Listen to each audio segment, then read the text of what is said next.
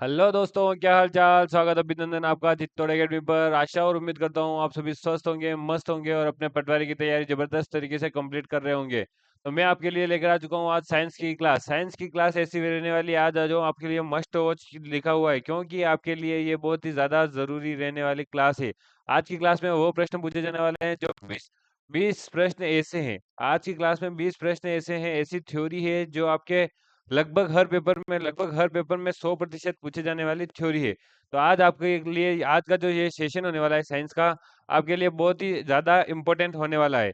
तो कहा भी है कि वक्त वक्त से लड़कर जो नसीब बदल दे, इंसान वही जो अपनी तकदीर बदल दे। क्या है कि वक्त से लड़कर जो नसीब बदल दे, इंसान वही जो अपनी तकदीर बदल दे।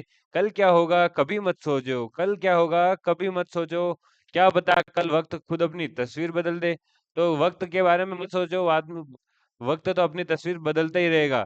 अपने तकदीर पर भरोसा करो और तकदीर के साथ जो आपका वक्त हो चल रहा है, आपका वक्त बदलना है अपना स्वयं का वक्त बदलना है, दूसरों के लिए आपको बैठे नहीं रहना है। तो शुरू करते हैं हम क्लास जल्दी से आज, क्योंकि टाइम आपके पास बहुत कम रह चुका है। 30 से दिन भी आपके लिए मुश्किल से 30 दिन है, क्योंकि आपको वापस रिवाइज भी करना पड़ेगा इन सबको।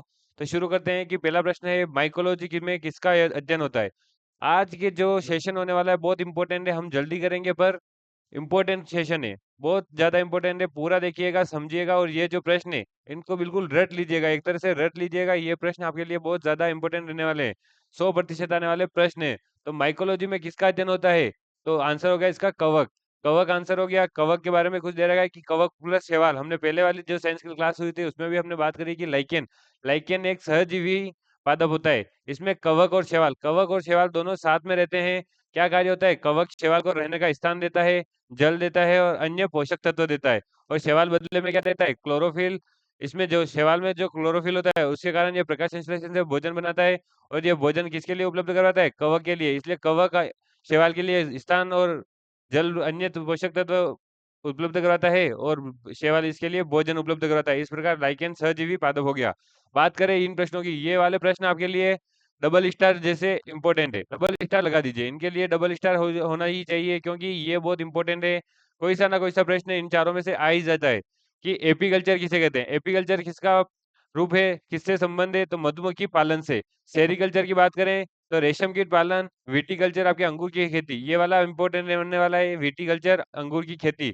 वर्मीकल्चर केचुओं से जो खाद को सड़ाया जाता है और बाद में जो खाद बनाया जाता है गोबर से, वो आपके वर्मीकल्चर है। और केंचुओं को ही किसानों का मित्र कहा गया है। क्या कहा गया है किसानों का, केंचुए को किसानों का मित्र कहा गया है। बढ़ते नेक्स्ट, कौन सा विटामिन में कोबाल्ट धातु पाई जाती है, कौन से विटामिन में कोबाल्ट धातु पाई जाती है।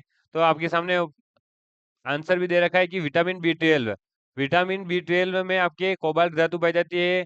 और विटामिन बी 12 को ही साइमोकोबोलिन देखिए नाम में भी कोबाल्ट धातु का नाम थोड़ा हमें झलक रहा है। तो साइमोकोबोलिन आपके विटामिन बी 12 को ही कहते हैं। बढ़ते हैं नेक्स्ट क्वेश्चन, आपके सामने दे रखा है कि कोशिका की ऊर्जा मुद्रा किसे कहते हैं। कोशिका की ऊर्जा मुद्रा किसे कहते हैं, एटीपी को कहते हैं कोशिका की ऊर्जा मुद्रा। अगर आपसे प्रश्न पूछ ले, देखिए ये प्रश्न तो आपके लगभग हर में पूछा जाने वाले हैं, पर इनके साथ में जो इनका संदर्भित या इनके जैसा प्रश्न है वो हमने वापस साथ में बनाया है कि कोशिका का शक्तिग्रह किसे कहते हैं, माइट्रोकोन्ड्रिया को। माइट्रोकोन्ड्रिया आपके कोशिका का शक्तिग्रह या पावर हाउस कहलाता है। बढ़ते हैं नेक्स्ट, प्रोटीन की कमी से होने वाले रोग। प्रोटीन की कमी से होने वाले रोग कौन कौन से हो गए आपके, क्वाशियोरकोर और मेरास्मस। क्वाशियोरकोर और मेरास्मस आपके प्रोटीन की कमी से होने वाले रोग हो गए। अगर बात कर रहे हैं कि आपको पूछ लें कि विटामिन, कौन सा विटामिन आपके जल में घुलनशील है, तो विटामिन बी और विटामिन सी। इसको याद कैसे रखना है कि गई भैंस पानी में, गई भैंस पानी में, इससे याद रखोगे आपकी विटामिन बी यानी भे से बी और स से सी, यानी भैंस से बी, विटामिन बी और विटामिन सी आपके जल में घुलनशील। बाकी तो आपके अलग अलग लिक्विड में घुलनशील होते ही हैं। बढ़ते हैं नेक्स्ट, शाही रोग किसे कहते हैं, शाही रोग किसे कहते हैं, हीमोफोलिया। हीमोफीलिया आपके यहाँ पर शाही रोग कहलाता है। इसको क्यों कहते हैं शाही रोग, इसके पीछे का एक कारण है कि ये सबसे पहले आपके जो ब्रिटेन की क्वीन थी एलिजाबेथ, उसको सबसे पहले हुआ था, विक्टोरिया को। और इस रोग में रक्त का थक्का नहीं जमता है, रक्त का थक्का नहीं जमता है इसमें, क्योंकि बिंबाणु नष्ट हो जाते हैं इस रोग में। तो आपके रक्त का थक्का नहीं जमता है और रक्त बहते ही रहता है, रुकता नहीं है। नेक्स्ट आपके दे रखा है, ब्लू बेबी सिंड्रोम किसकी अधिकता से होता है, नाइट्रेट से। नाइट्रेट की अधिकता होने से आपके ब्लू बेबी सिंड्रोम रोग हो जाता है। इटाई इटाई रोग का कारण क्या है, कैडमियम।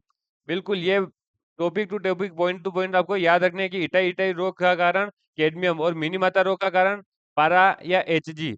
पारा को किससे लिखते हैं? Hg। पारा या मरकरी कहते हैं इसको। और मरकरी एकमात्र, ये भी याद रखना है कि एकमात्र आपके ऐसी धातु है, ऐसी धातु है जो आपके कमरे कमरे के टेम्परेचर पर आपको लिक्विड फॉर्म में मिल जाएगी। लिक्विड फॉर्म में मिलने वाली एकमात्र धातु है मरकरी या पारा। बढ़ते हैं नेक्स्ट।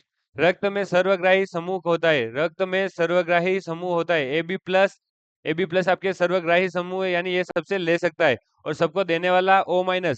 रक्त में सर्वदाता समूह आ जाएगा आपके O-। यहाँ पर आपको AB नहीं करना है, AB+ करना है और O- करना है। नेक्स्ट देखिए, पूर्ण पाचक रस स्त्रावित होता है। पूर्ण पाचक रस कहाँ से स्त्रावित होता है? तो अग्नाशय ग्रंथि से। अग्नाशय ग्रंथि से आपके पूर्ण पाचक रस स्त्रावित होता है। पूर्ण पाचक रस को अग्नाशय रस भी कहते हैं। क्या कहते हैं इसको? इसका एक और नाम है अग्नाशय रस। पूर्ण पाचक रस का ही दूसरा नाम है अग्नाशय रस। और पूर्ण पाचक रस होता है क्या है? तो पूर्ण पाचक रस में कार्बोहाइड्रेट प्लस प्रोटीन प्लस वसा, यानी ये जो तीनों ये आपके खनिज खनिज लवण पानी जो भी है आपके सभी पोषक तत्व, यानी इसमें से आपके कार्बोहाइड्रेट और प्रोटीन और वसा तीनों के तीनों आपके पूर्ण पाचक रस में कंप्लीट उपस्थित रहने वाले हैं। तो अग्नाशय ग्रंथि से आपके एक और बात यहाँ पर क्लियर हो रही है कि अग्नाशय ग्रंथि से इंसुलिन इंसुलिन एंजाइम स्त्रावित होता है। कौन सा एंजाइम स्त्रावित होता है? Insulin enzyme. नेक्स्ट आपके पास दे रखा है मानव रक्त कैसा उत्तक है। मानव रक्त कैसा उत्तक है? तो मानव रक्त एक तरल संयोजी उत्तक है, लिक्विड कनेक्टिंग टिश्यू है। मानव रक्त कैसा उत्तक है? मानव रक्त तरल संयोजी उत्तक यानी लिक्विड कनेक्टिंग टिश्यू होता है। बिल्कुल, ये जो प्रश्न आपके सामने थे आज बहुत इंपॉर्टेंट रहने वाले प्रश्न है, इनको हल्के में ना लेना। ये हर एक प्रश्न आपके लिए बहुत ही ज्यादा इंपॉर्टेंट रहने वाला प्रश्न है। तो विकल्प तो बहुत मिलेंगे, विकल्प बहुत मिलेंगे आपके मार्ग को भटकाने के लिए, लेकिन संकल्प एक ही काफी है मंजिल तक जाने के लिए। आपको विकल्प जो राह में आप जो राह ने आपने चुन ली है, इसको आपको भटकाने के लिए विकल्प बहुत सारे मिलेंगे कि इधर चला जाऊं, पर नहीं। आपको एक ही संकल्प रखना है कि मुझे पटवारी तक पहुंचना है, तो मंजिल तक जाने के लिए आपका एक ही लक्ष्य है, काफी है। और शास्त्रों में भी लिखा है कि आप जो चाहेंगे, आप जो कर्म करते रहेंगे उसका फल आपको जरूर मिलेगा। तो मिलते हैं हम नेक्स्ट क्लास में। आज की साइंस की क्लास कैसी लगी आप कमेंट में जरूर बताएं। और आपको नेक्स्ट क्लास किसी और सब्जेक्ट की चाहिए तो वो भी आप जरूर कमेंट करके जरूर जरूर बताएं। मिलते हैं नेक्स्ट क्लास में, तब तक के लिए जय हिंद जय भारत।